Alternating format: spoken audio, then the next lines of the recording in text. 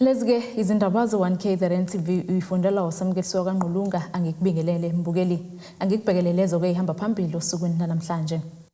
Basasongelwa Abengane eyayinyamalele ziyingozi ezaziwa ngamahlala khona kanti ke kudingidwe eyokukhulisa umnotho kwelikaMthaniya. Uyise womntwana owatholakala ke emgodini wendlu yangasese esishonile emva kokulahleka ke isikhathi esingangeviki wasebomvini eNgwelezane uthi ke abukho obuhlungu obudlula obokuthi ke wangcwaba umntwana wakhe bengenalo ulwazi nembangelo yokushona kwakhe njengoba ke imiphumela yokuhlola kwesidumbu bengazange benikwe yona. Ekhuluma ke nabezindaba uKhumbulani Ndimande uveze ukuthi ke zisaqhubeka izinsongo ezilokhu zingene njalo zibasabisa ngokuthi ke abayeke ukukhathaza amaphoyisa ukuthi ke aphenye ngokubulawa kwengane yabo. Uyise womntwana watholakala emgodini wendlu yangasese seshonile uthi usanobuhlungu bokuthi wafihla umntwana wakhe engayazi imbangela yokufa kwakhe. Kanti utho kubuhlungu kakhulu ukuthi usathola izinsongo abaqala ukuzithola umntwana esalahlekile kuze kube manje kanti namaphoyisa awabasizi ngalutho. Into eyiproblem angazi ukuthi ingane ibulawe yini. Sizihamba nje sayoyingcwaba singatholanga ukuthi kahlahle ibulawe yini. And even amaphoyisa kuze kube namhlanje awazange esifonele siza ukuthi mhlambe ngabe kwenzakalani mayelana necala. So sibona ngazi ukuthi nje sekuyinto evele sivele yaphela nje yaphelela emoyeni. Ukwabona labantu laba basibhalelayo basitshela ukuthi amaphoyisa sowagqiqa siyeke ngeke sisize ngalutho and siyakubona futhi lokho ukuthi kuyenzeka. Ongumholi weqembu le-DA aphinda beyilungu lesishayamthetho uhambele lo mndeni. Uzolane nawo ngokuthi baze bafihla umntwana bengayazi imbangela yokufa kwakhe kanye nokudonsa kwamaphoyisa izinyawo ngaleli cala. It's unacceptable that the South African police services are unable to communicate or to assist the family. That's not what our police services should be doing. They should be on the ground, they should be communicating with the family. To date, the Ndimande family still don't know the cause of death, and that's unacceptable. Ubese veza ukuthi uzosisukumela isikhalazo salomndeni sokuthi abanalo ulwazi ngokuthi kuqhubekani ngaleli cala njengoba amaphoyisa engawasizi ngalutho. Uthi uzothinta ungqongqoshe wamaphoyisa kuzolwenko ubheka icele ukuthi angenelele. I'll be putting questions to the Minister of Police, Etholakale. I'll be quoting the case number. I'll be quoting the child's age and name, and I want a full report on what the local police here have done since the disappearance of the 2-year-old boy and what they are subsequently doing as far as the investigation is concerned. Because from what I can see here, they are doing nothing, and that is unacceptable. And if the police can't do the job here in this particular community, then we must get rid of them. And okhulumela amaphoyisa esifundazweni uLieutenant Colonel Nqobile Gwala ethintwa ngalolu daba ucela ukuthi umndeni uxhumane nomseshi ukuthola kabanzi ngokuqhubekayo ngaleli cala. Ezindabeni ze-1KZNTV kubikuza Mando Sicele ngisempangeni. Ungoti wezempilo nosebenza ngezithinta imizwa phecelezi i-neurophysiologist uPhel Ngubane uthi ke abantu abaningi kabanalo ulwazi olwanele ngezifo eziyingozi ezihlasela ke kakhulukazi amalungu omzimba abaluleke kakhulu okuyizandla nezinyawo.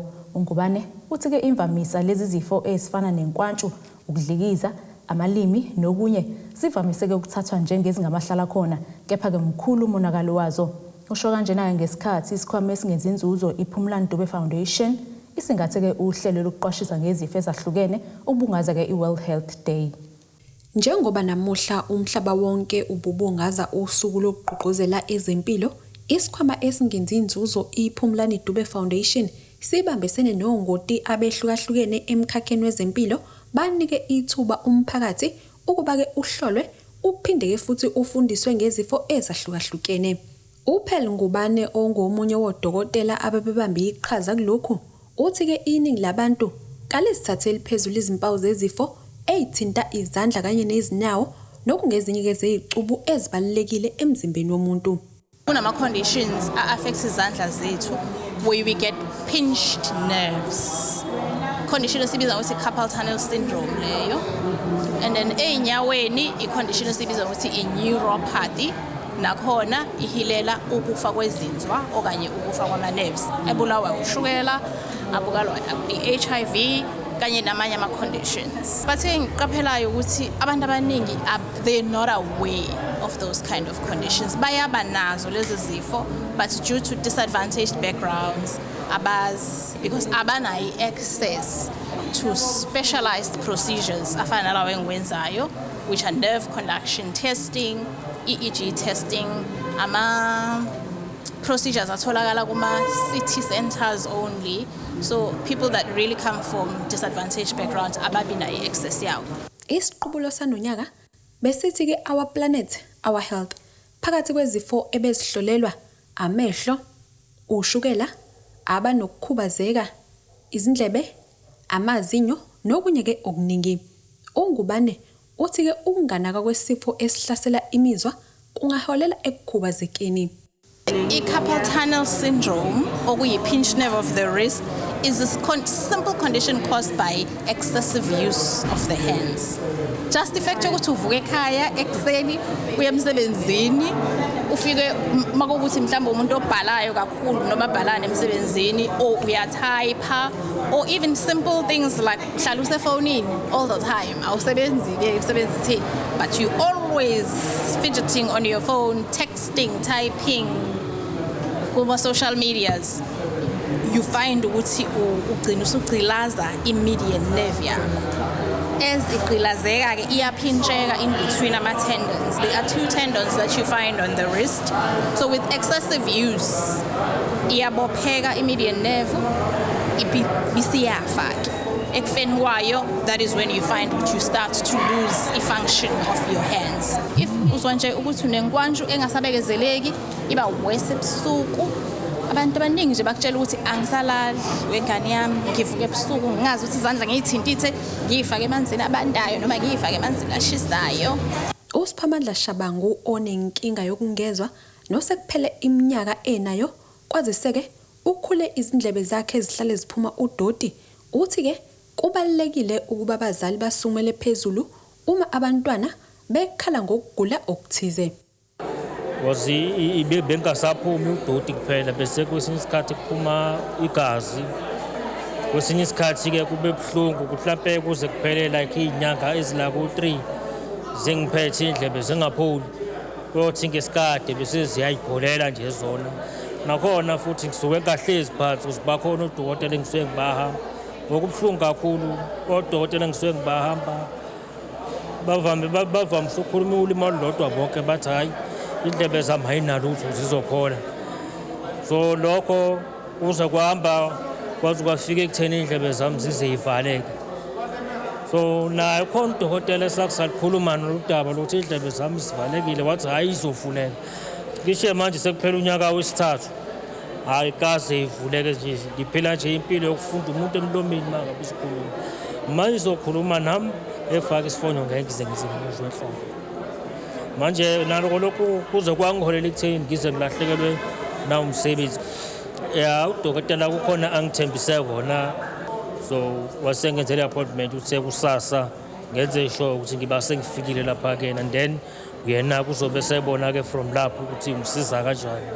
uDube ongumsunguli walolu hlelo uthi ke izinhlelo ezifuze lezi zinesidingo esikhulu ikakhulukazi kwindle eminyama kwazise kuningi okusafanele bakhanyiselwe ngakho.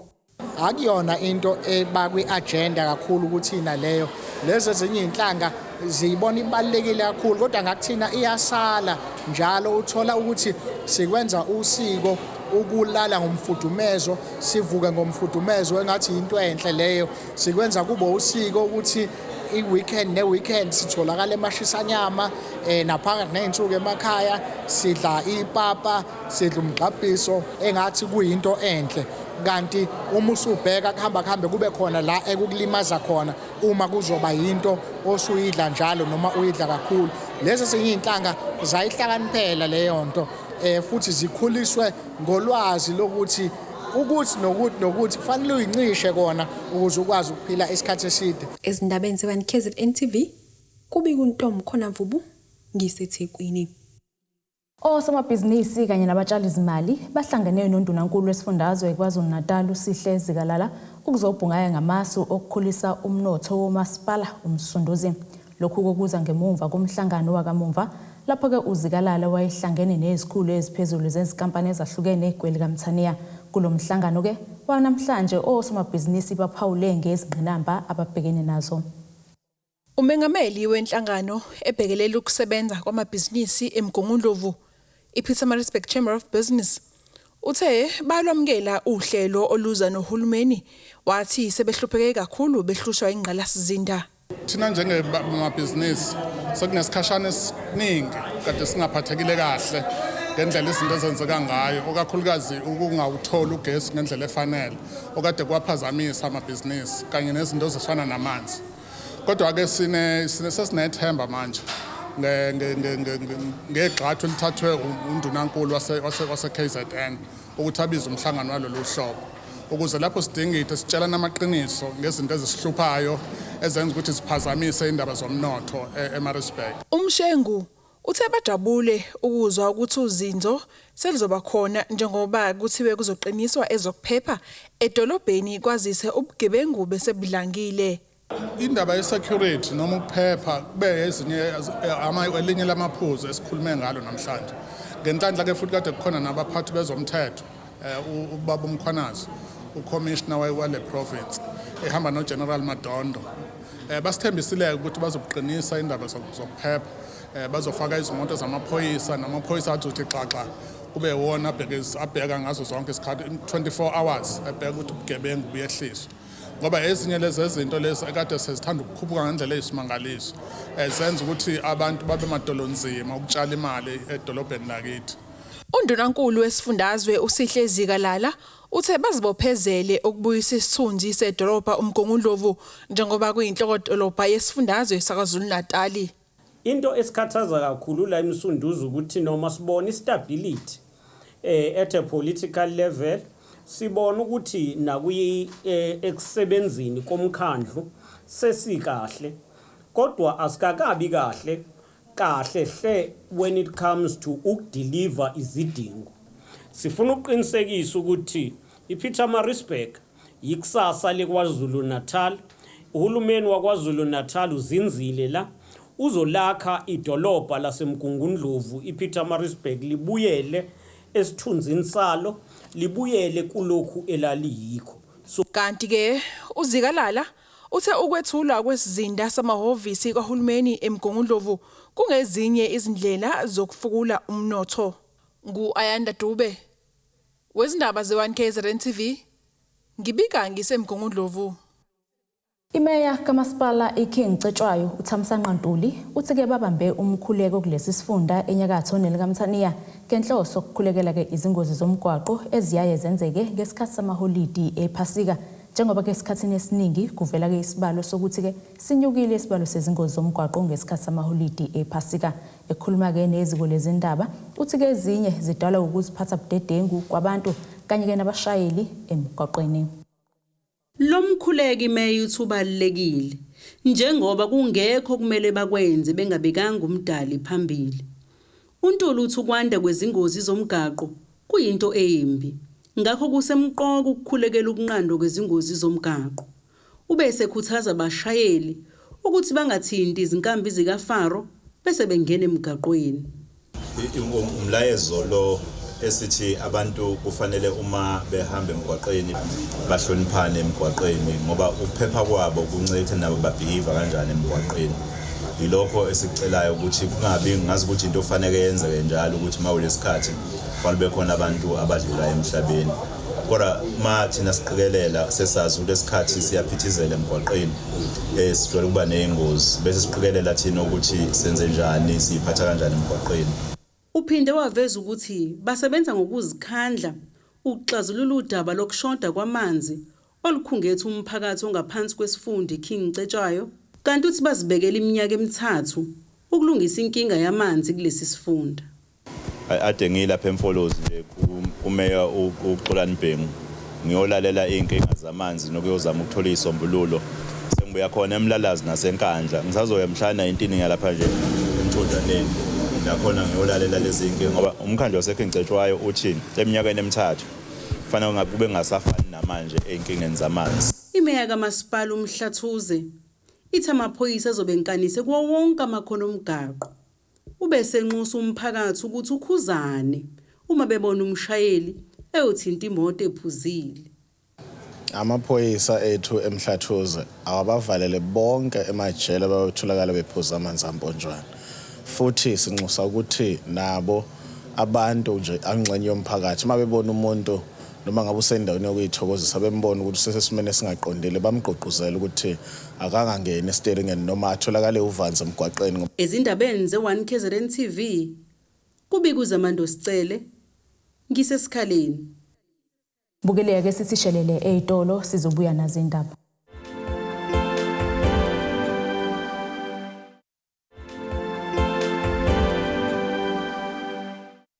Asiphinde sikwamukele ke mbukeli usabukele zona indaba ze1KZNTV asikhumbuze lezo esithe sihamba phambili. Basasongelwa Abengane eyayinyamalele ziyingozi ezaziwa ngamahlala khona kanti ke kudingidwe eyokukhulisa umnotho kwelekamthaniya. Umsunguli weSilethu Kukhanya Foundation uSibonelo Magwaza uthi ke sebesungule uhlelo lokuhlomisa ke umphakathi wasebhekizwe esikhaleni ngolwazi elizobalekeleka ukunakekela abantu abanebala elimhlophe ialbinism. Ekhuluma ke neziko lezindaba ngesikhathi ke bethula lolu hlelo olunesiqubulo esithi Save a Child with Albinism. Uthi ke bakhuthaza umphakathi ngokuthi ke babaphathe kahle bese bengenelela ngokuthi ke babahlinzeke ngezitsiza ezizobasiza ukubhekana nesimo sabo okubalwa kama sunscreens uma ke behamba elangeni njengoba ke isikhumbo sabo sizwela. Owenhlangano engenzi inzuzo iSilethu Kukhanya Foundation uthi basungula uhlelo lokukhuthaza umphakathi ukuthi uvikele abantu abanebala elimhlophe. Ekhuluma neziko lezindaba uthi abantu abashiya izinkololoze ngabantu abanebala elimhlophe kodwa babathande babeseke futhi babavikele.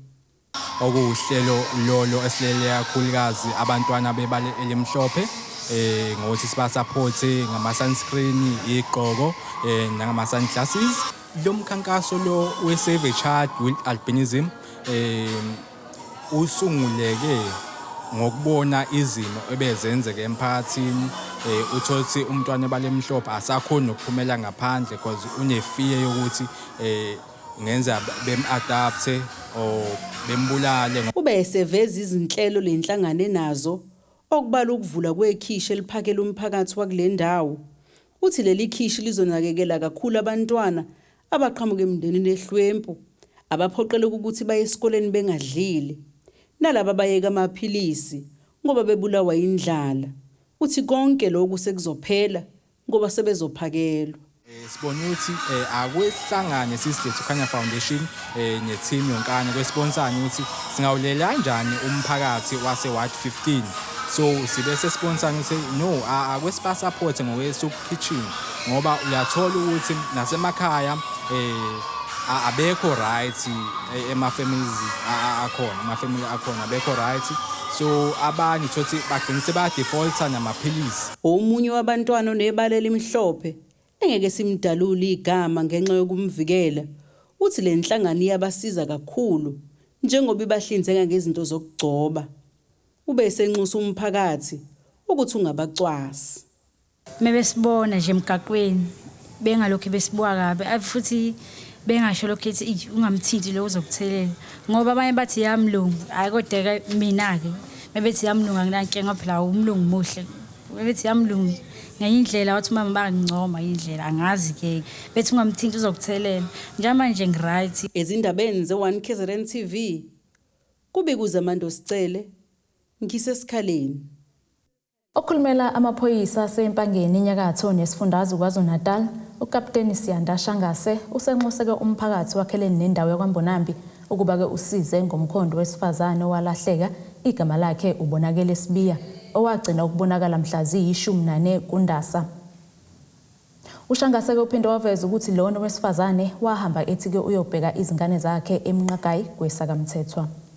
Amaphoyisa aseMpangeni ayacela emphakathini waMbonambi nasezindaweni ezakhelene noMbonambi ukuthi asizwe ngomuntu wesimame ongubonakele Sibiya owalahleka endaweni yaseSlova kwaMbonambi. Umnomzana uMlongwana okuyena umuntu ahlekisana naye ubonakele Sibiya uthi wamgcina ngomhla ka-14 March kule phelile ethi uyahamba uyobona izingane zakhe emnqagayi kwesakamthethwa akaphindanga-ke wabuya. Ubonakele Sibiya uneminyaka ewu-57 kanti bahlala ndawonye nomnumzana uMlongwana endaweni yaseSlova kwaMbonambi.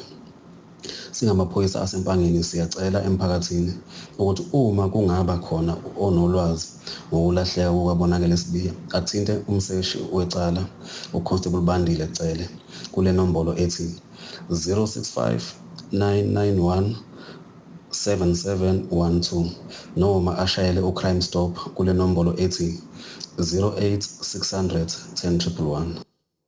Asiphinde sithi shelele ezitolo sizobuya nazo indaba.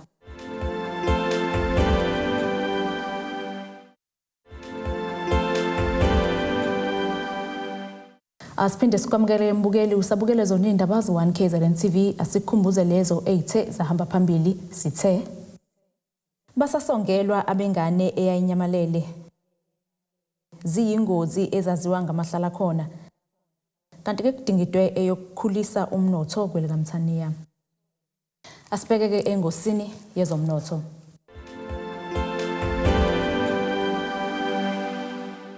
Irandi lakuleli liwu-14.66 maqhathaniswa nedola laseMelika, libo 19.20 maqhathaniswa nopondo waseBritain, libo 16.01 maqhathaniswa ne-euro yase-Europe, igolide lona libo $1,025.61 ounce, kutholo ngahluzwe wona ube $101.07 umphongolo. Asibhekeke engosini yezemidlalo.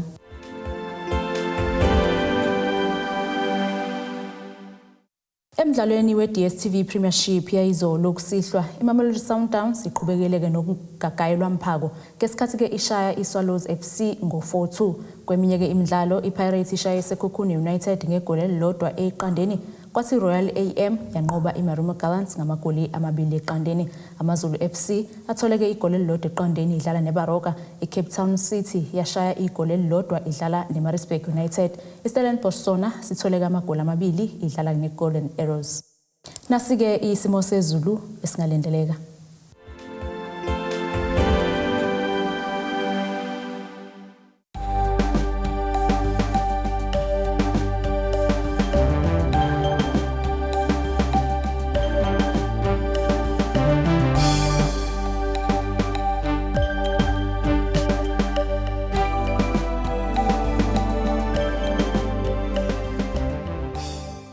Mbukeleke ilezi besikuphathele zona osukwini namhlanje mina nawe sihlangane futhi ngesikhathi esilandelayo. Nisale kahle emakhaya.